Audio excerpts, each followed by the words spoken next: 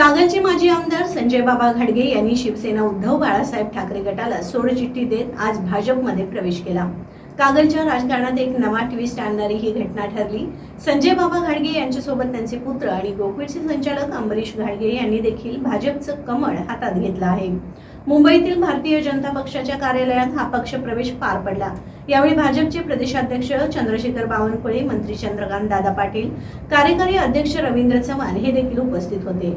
कागलच्या राजकारणात एक मोठा ट्विस्ट निर्माण करणारी एक घटना घडली आहे। कागलचे माजी आमदार संजय बाबा घाडगे यांनी आज भाजप प्रवेश केलाय। यापूर्वी संजय बाबा घाडगे हे शिवसेनेच्या उद्धव बाळासाहेब ठाकरे गटात होते। गेल्या विधानसभा निवडणुकीत शरद पवार गटात गेलेल्या समरजित घाडगे यांना तिकीट मिळालं होतं, मात्र संजय बाबा घाडगे यांनी हसन मुश्रीफ यांना साथ दिली। तेव्हापासूनच संजय बाबा घाडगे हे वेगळा निर्णय घेतील अशी चर्चा होती। अखेर त्यांनी भाजप प्रवेश करत या चर्चा खऱ्या ठरवल्या। भाजपने 2029 विधानसभा निवडणुकीत स्वबळावर लढण्याची तयारी करत आहे। त्या दृष्टिकोनातून कागल मतदारसंघातील हा पक्षप्रवेश अत्यंत महत्त्वाचा मानला जात आहे।